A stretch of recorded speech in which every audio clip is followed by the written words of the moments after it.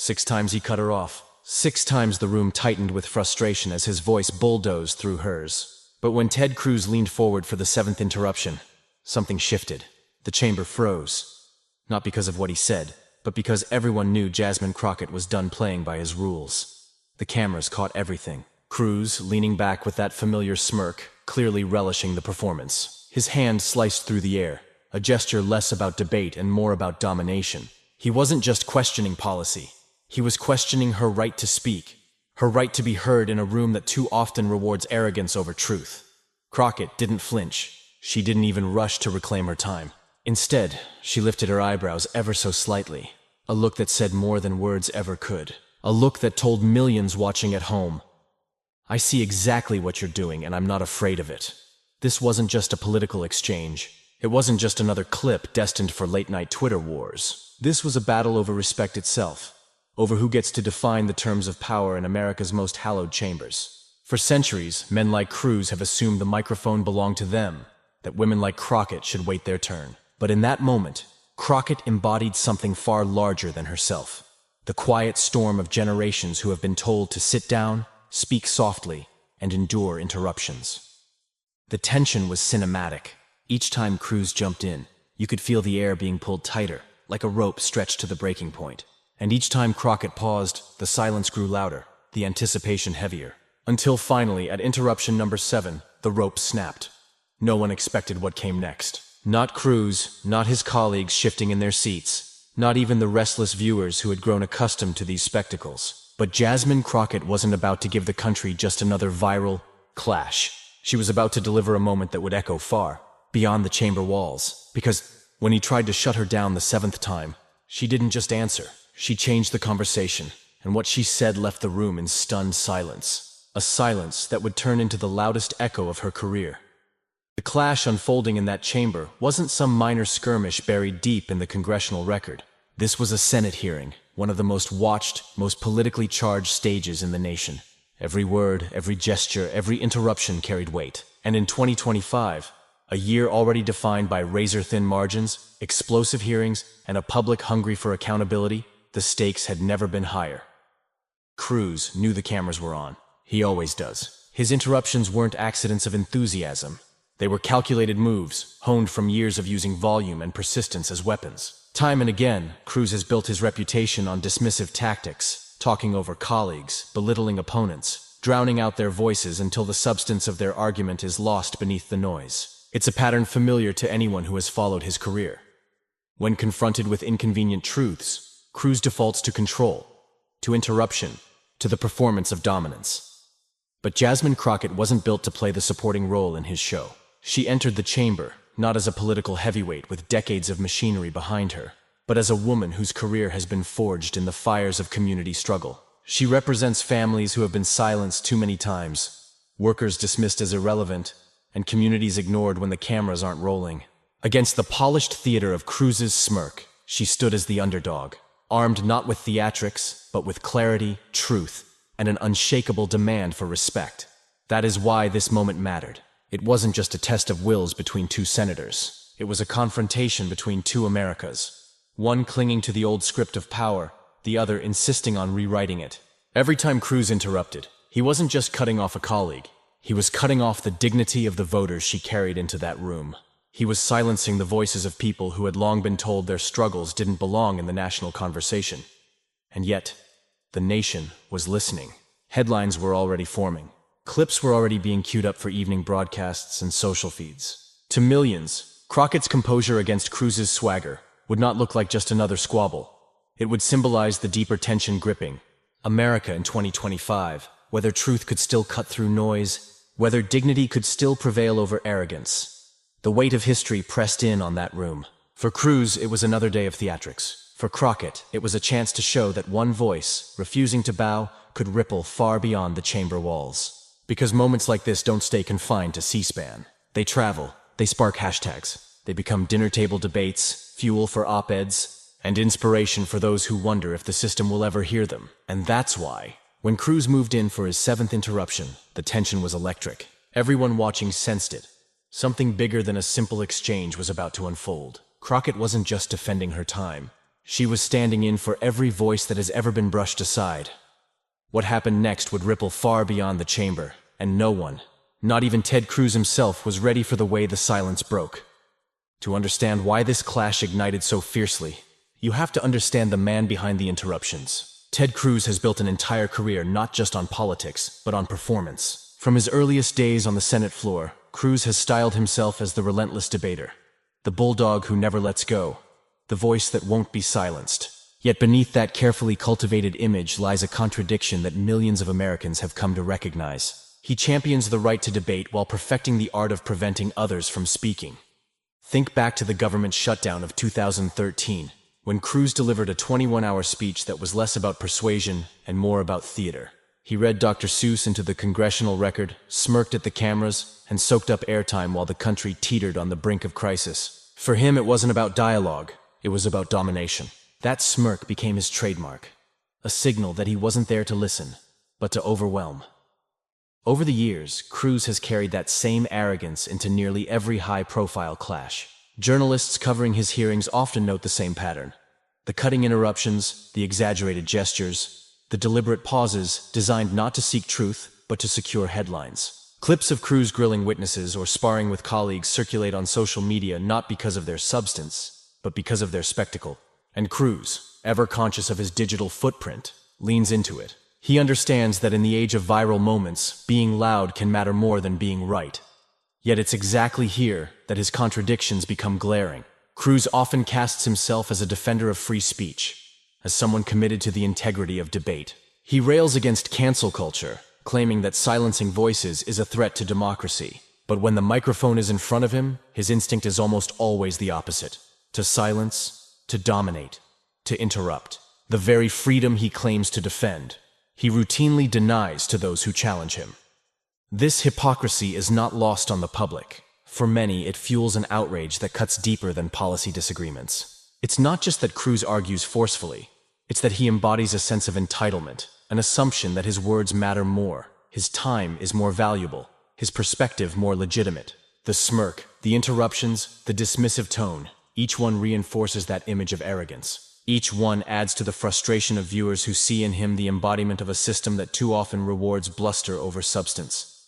And yet, arrogance can carry a politician far, until it meets its match. Cruz has faced critics before. He's been sparred with by journalists, rebuked by colleagues, even mocked on late-night television. But there's a difference between ridicule and resistance. Ridicule rolls off his back.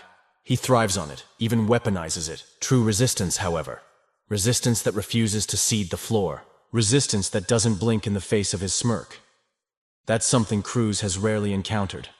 That's why the hearing with Jasmine Crockett felt different.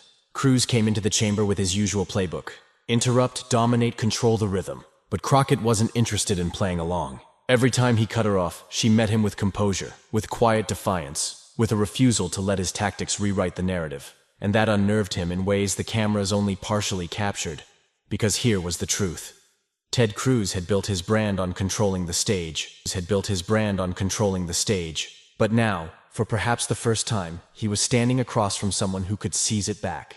Someone who wouldn't be reduced to a foil for his theatrics. Someone who, in her poise and persistence, threatened to expose the hollowness behind his bluster. For years, Cruz has relied on the assumption that his interruptions would hold. That colleagues would stammer, yield, or falter under the weight of his aggression. And why wouldn't they? It worked often enough. But in Jasmine Crockett, he was facing something he had not calculated. A challenger who understood that silence could be louder than smirks, that patience could be sharper than interruptions, and that the right words, delivered at the right time, could cut deeper than all the bluster in the world. The audience watching, both in the chamber and across the country, could sense it. The dynamic was shifting. The arrogance that had once played as power was beginning to look like weakness. The interruptions, once effective, were starting to reveal desperation. And Ted Cruz, for all his years of grandstanding, had never faced someone quite like Jasmine Crockett. Before the cameras, before the lights of Washington, before the moment when millions would watch her stare down Ted Cruz, Jasmine Crockett was already battle-tested. Her story didn't begin in the marble halls of the Capitol. It began in courtrooms where the stakes were measured not in political points, but in the lives of ordinary people pushed to the margins. As a lawyer, Crockett cut her teeth, representing those who had nowhere else to turn. Families battling eviction, workers fighting wage theft, communities poisoned by negligence and corporate greed. In those rooms, there were no smirks, no grandstanding. There was just the raw imbalance of power. Corporations with endless resources versus clients who could barely afford groceries. And time after time, Crockett fought anyway. She stood in those cramped courtrooms, armed with little more than the law and her own unyielding voice, and forced judges, landlords, and corporations to reckon with the humanity of the people they dismissed. It was there she learned the rhythm of interruption. The way powerful men leaned forward, cut off her sentences, dismissed her arguments. It was there she discovered the strength of patience, of waiting for the right pause, the right word, the right moment to strike back. She didn't just learn how to argue. She learned how to endure, how to channel the frustration of being talked over into fuel for sharper, more devastating rebuttals. As her career shifted from courtroom to activism, Crockett's reputation grew. She became known not just as an attorney, but as a fighter who refused to back down from entrenched systems of power. When police violence sparked outrage across the country, she was there. When environmental racism poisoned communities left off the maps of policymakers, she was there. Not as a figurehead or a distant ally, but shoulder to shoulder with the people most affected. Her presence sent a message. Your pain matters, your dignity matters, your voice matters, even when the system refuses to listen. By the time she entered the political arena, Crockett was already seasoned in battles most senators never had to fight. She was sharp with words, quick on her feet, and unflinching under pressure. In the chamber, she carried that same presence. Colleagues quickly learned that while she wasn't the loudest voice, she was often the most cutting. A single phrase from her could slice through a half hour of bluster. And unlike many who let arrogance rattle them, Crockett remained calm. She didn't rise to the bait of provocation. She knew that dignity itself could be a weapon, sharper than insult, steadier than rage. For millions watching at home, especially those from communities long sidelined in American politics, Crockett's rise felt personal. She wasn't just another politician delivering rehearsed soundbites. She embodied the frustration and the hope of voices ignored for generations. She was proof that someone who had lived the silencing, who had fought for scraps of respect in courtrooms and on streets, could now stand in the most powerful halls of government and demand to be heard. And this is why the confrontation with Ted Cruz struck such a chord. It wasn't just a clash of personalities. It was the collision of two paths, one paved by privilege and performance, the other carved out of struggle and persistence. Cruz's interruptions were more than political tactics. They echoed every landlord, every corporation, every figure of authority that had tried to talk over her clients, her community, her cause. But Crockett had been preparing for this all her life. Her calm in the chamber wasn't weakness, it was muscle memory. Each time Cruz jumped in, she steadied herself the way she had in countless hearings before. Each time his smirk widened, she recalled the smirks of men who thought they could steamroll her arguments in court, only to watch her dismantle them piece by piece. She carried with her not just her own voice, but the weight of thousands who had been denied one. That's why millions leaned in when the cameras cut to her face. Eyebrows raised, expression unshaken, because she wasn't merely defending herself. She was defending the idea that dignity belongs in the chamber, that truth belongs at the table, that no one, no matter how loud, has the right to silence a voice forged in struggle. And so, when Cruz tried to silence her, when he reached for that seventh interruption, Jasmine Crockett was already prepared. What happened next would not only flip the chamber on its head, it would etch her name into a moment destined to be replayed, debated, and remembered. The hearing was supposed to be routine, a parade of questions and testimony. But from the moment Jasmine Crockett began to speak, Ted Cruz made it clear he had no intention of letting her finish. His voice sliced in, sharp and practiced. The first interruption came swiftly, before she had even completed her opening sentence. A dismissive shake of the head, a forced chuckle, and Cruz leaned into the microphone, talking over her as though his words were more valuable than hers. Crockett paused, lips pressed together, letting the moment hang in the air. She had seen this before. She had lived this before. And with quiet defiance, she continued. The second interruption was louder, almost theatrical. Cruz leaned back in his chair, smirking as though the cameras were his audience alone. He cut across her point, dismissing it with a wave of his hand, as if to say, irrelevant, unnecessary. Crockett's eyebrow arched slightly, a flicker of annoyance but also amusement. She didn't raise her voice. She didn't take the bait. Instead, she returned to her argument, her words steady, her tone measured. The patience was palpable. By the third interruption, the room began to shift. Staffers shifted uncomfortably in their seats. Reporters glanced up from their notepads, sensing the tension building. Cruz's interjections were no longer subtle. They were aggressive, deliberate attempts to dominate the conversation. Yet every time Crockett refused to surrender ground, she would wait, let him finish, then re-enter with calm authority. Each pause felt like a quiet challenge. Are you finished? Because I'm not. The fourth interruption landed heavier, this time dripping with condescension. Cruz leaned forward, speaking slowly, as though explaining politics to a child. The smirk widened, his tone oozing superiority. But Crockett didn't flinch. Instead, she leaned back slightly, her expression composed, her silence louder than his words. For the audience watching at home, it was impossible not to feel the imbalance. One man wielding arrogance like a weapon, one woman holding her ground with dignity alone. By the fifth interruption, the chamber itself seemed to grow restless. Cruz raised his hand as though granting himself permission to dominate. He cut in mid-sentence, twisting her words into caricature, all while glancing at the cameras for effect. Yet Crockett refused to raise her volume. She repeated herself with precision, each word delivered like a stone laid firmly in place. The contrast was stark, his bluster versus her resolve. Then came the sixth interruption. This one was almost desperate, his voice cracking with impatience. Cruz leaned so far into the microphone it screeched, cutting across Crockett as though her voice were static to be silenced. Gasps rippled through the chamber. Even seasoned staffers, used to the theatrics of hearings, exchanged looks that said, "This is too much." And through it all, Crockett remained composed. She inhaled slowly, exhaled evenly, her gaze fixed on Cruz as though daring him to keep going. By now, the audience wasn't just watching. They were rooting. Rooting for patience, for composure, for the strength it took not to explode under the weight of arrogance. Crockett had become more than a witness in that moment. She was every person who had been cut off mid-sentence, every woman talked over in a boardroom, every marginalized voice dismissed before it could finish. Her silence had become its own statement. And then came the pause, the beat between the sixth and the seventh. The beat between the sixth and the seventh. The cameras zoomed in, capturing Cruz's smirk, Crockett's unshaken calm. The chamber leaned forward, sensing that something was about to break. Because when Ted Cruz tried the seventh interruption, everything changed. For 6 interruptions, Jasmine Crockett had endured. She had measured every breath, every pause, every glance. But when Ted Cruz lunged forward with his 7th attempt, when his voice once again cut through hers like a blade, something in the chamber shifted. Crockett stopped speaking. Not out of defeat, but with intent. She folded her notes slowly, placed them flat on the table, and lifted her gaze to meet his. The pause stretched. Seconds felt like minutes. Cruz, still smirking, seemed almost pleased with himself, as though the silence meant victory. But then her eyes locked with his, steady, unflinching, searing, and everyone in the room realized this was no retreat. This was the wind drawing in before the storm. "Senator," she began, her voice low and deliberate, "you've interrupted me 6 times already. 6. The chamber grew still. Reporters lifted their pens. Cameras refocused. Crockett leaned slightly forward, her tone sharp as glass. "And every time I've let you. Not because I couldn't push back. Not because your words carried more weight. But because I wanted this moment.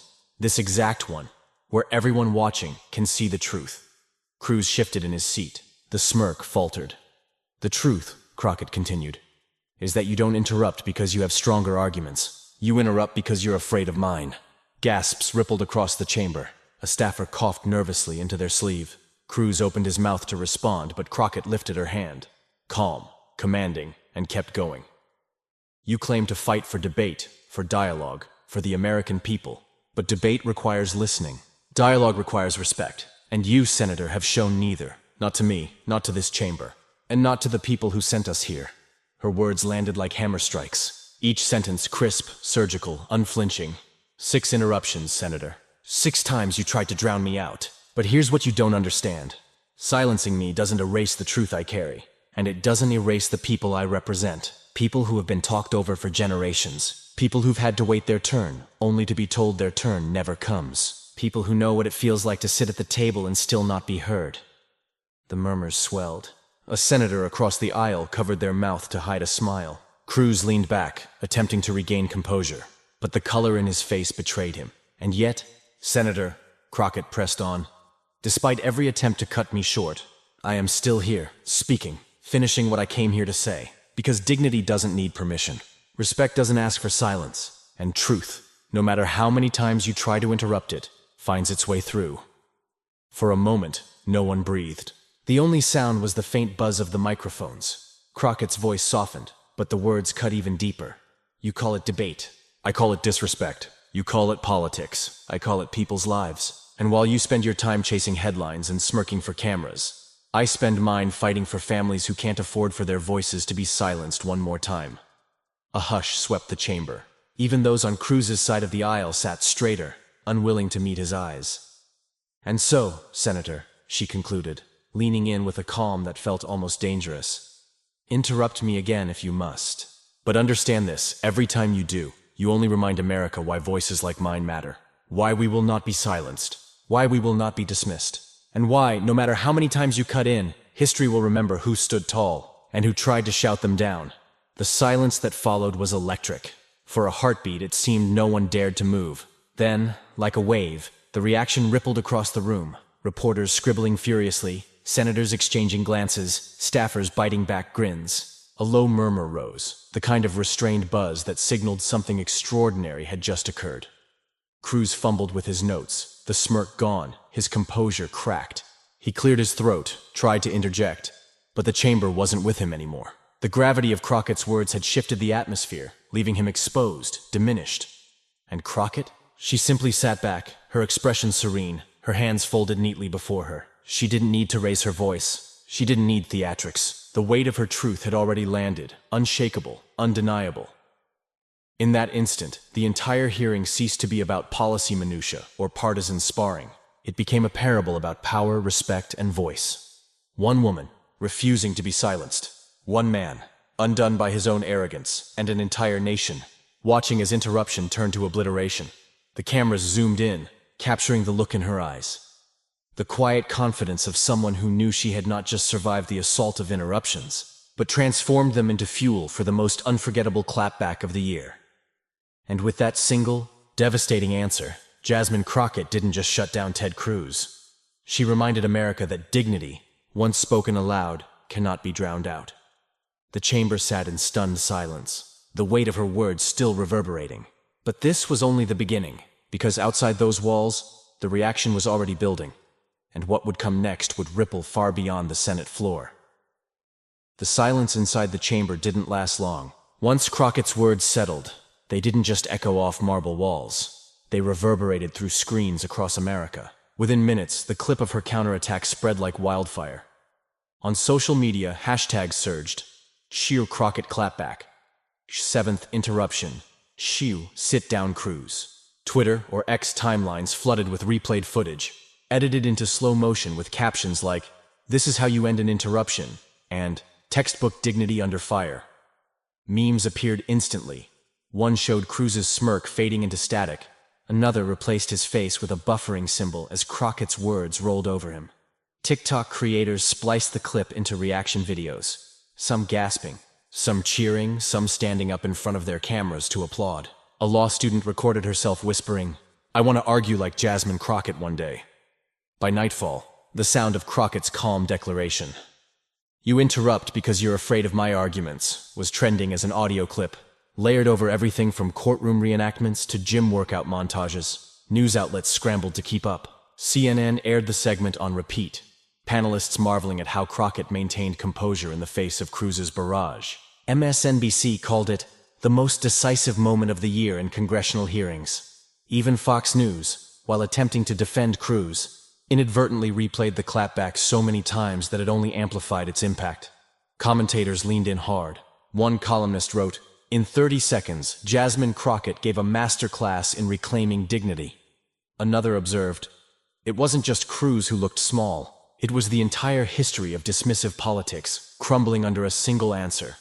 Celebrities added their voices. Kerry Washington tweeted, "Standing, clapping, learning." Mark Ruffalo shared the clip with the caption, "This is why arrogance loses." Even unexpected figures, that athletes, comedians, activists, joined the chorus. The message was clear. Crockett's response wasn't just political theater, it was cultural. For everyday viewers, the moment felt deeply personal. Women in particular resonated with it. Comment threads filled with stories of being interrupted in meetings, classrooms, even at dinner tables. Watching her shut him down, one woman wrote, felt like she was shutting down every man who's ever talked over me. A high school teacher posted, "Tomorrow I'm showing this to my students. This is what confidence under fire looks like." The clip crossed oceans. International outlets picked it up. BBC headlined, "American Senator Shuts Down Cruz with Viral Counterattack." In India, a news anchor praised Crockett's calm as an art of debate. In South Africa, activists shared the video with hashtags about gender equity and leadership. Back inside the United States, activists seized the energy. Civil rights groups framed it as a breakthrough moment. For too long, voices of color have been sidelined. Tonight, one voice broke through. Students organized watch parties, turning her answer into a chant at rallies. Political action committees clipped it into fundraising ads almost instantly. But it wasn't only about politics. It was about resonance. Crockett had managed something rare in modern discourse. She turned what could have been just another combative exchange into a parable. Her voice had cut through noise and cynicism, reminding millions that truth doesn't need to shout to be heard. Millions that truth doesn't need to shout to be heard. The emotional impact was undeniable. People felt it. They replayed it not just to watch Cruz falter, but to feel the power of words grounded in dignity. She had not just defended herself. She had embodied an entire movement of voices long ignored. By the end of the night, Crockett wasn't just trending. She was etched into the cultural conversation. Talk shows booked her for interviews. Podcasts declared her the new standard for political debate. Editorial boards praised her courage. And yet, amid all the celebration, a deeper truth simmered. The moment was bigger than viral clips and trending hashtags. Because what Crockett delivered wasn't just a shutdown of Ted Cruz, it was a lesson one that forced the country to confront something far more enduring than a single clash on the Senate floor. Her voice had carried beyond the chamber, but the real weight of her words lay in what they revealed about power, arrogance, and the possibility of dignity prevailing against interruption. And that's where the story turns. Because what made this moment historic wasn't just the shutdown, it was the lesson that followed. When the chamber lights dimmed that night, what lingered wasn't Cruz's smirk, or even the shock on his face as Crockett's words leveled the room. What endured was something deeper, the unmistakable truth that dignity will always outweigh arrogance. Crockett hadn't raised her voice. She hadn't matched interruption with interruption. She had done something rarer, harder, and infinitely more powerful. She had shown restraint until it mattered most, and in that one carefully timed moment, she proved what countless women, immigrants, and underrepresented voices have always known, that patience is not weakness, and silence is not surrender. Her confrontation transcended politics. It wasn't just about one senator sparring with another. It was about the oldest imbalance of power, the tendency of arrogance to drown out voices it fears. Cruz represented the archetype of interruption, the loud, the entitled, the dismissive. Crockett represented the counterforce, the steady, the grounded, the unstoppable. In her calm but piercing response, she reframed the confrontation into a universal lesson. You don't need to outyell your opponent. You don't need to match their arrogance to defeat it. Sometimes, the most devastating strike is simply refusing to be shaken and letting truth carry its own weight. The symbolism did not go unnoticed. For women across America, it was an echo of boardrooms, classrooms, and living rooms where their voices had been cut short. Crockett showed them what it looks like to turn constant interruption into a stage for strength. For immigrants and marginalized communities, it was a reminder that their stories, too often dismissed, could still rise and reshape the conversation. America, weary of sound bites and posturing, found something refreshing in her authenticity. In a year defined by political noise, Crockett gave the nation a moment of stillness, then filled it with clarity. It was proof that leadership isn't about dominating the microphone. It's about knowing when to speak and making it impossible for anyone to forget what you said. Her answer was not only a rebuttal, it was an embodiment of the people's voice. The millions who watched online, the thousands who shared and reshared, weren't just celebrating a political win. They were celebrating the idea that someone, finally, had carried their collective frustration and turned it into grace under fire. It was cinematic, yes, but it was also deeply human. Crockett stood where millions wished they could stand, facing down the arrogance that had silenced them in their own lives. And when she chose patience over panic, calm over chaos, she gave them more than a viral moment. She gave them a blueprint. The takeaway was clear and resonant. One calm answer can silence 1,000 interruptions. One moment of courage can outlast years of arrogance. One person standing firm can remind an entire nation that dignity still has a place in democracy. Crockett's seventh exchange wasn't just the climax of a debate. It was the spark of a moral clarity that America craved. It told us that respect isn't optional, that truth doesn't tremble, and that when dignity is defended fiercely enough, even arrogance must bow its head. And so, long after the trending hashtags fade, this moment remains. A reminder, a promise, a call, because the lesson wasn't just hers to give, it's ours to carry forward. Ted Cruz interrupted her 6 times. He smirked, he scoffed, he tried to cut her down with the weight of his title. But her 7th answer, calm, sharp, unforgettable, shut him down for good. That's the moment this video has carried you through. Not just a political exchange, but a living proof that truth always outlasts arrogance. That no matter how many times the powerful try to silence, dismiss, or interrupt, the voice of dignity will rise, and it will be heard. Because this wasn't simply Jasmine Crockett versus Ted Cruz. This was respect versus condescension, patience versus ego, America's hunger for authenticity versus the stale theater of political arrogance. And for once, authenticity won. Now the question is, what do we do with it?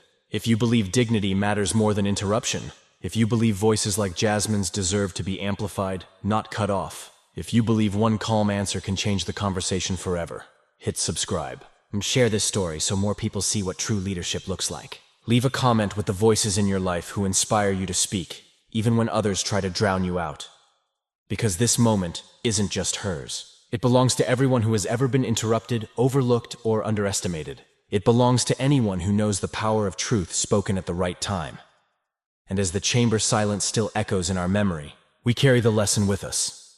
Sometimes, it only takes one answer to change the conversation forever. Forever.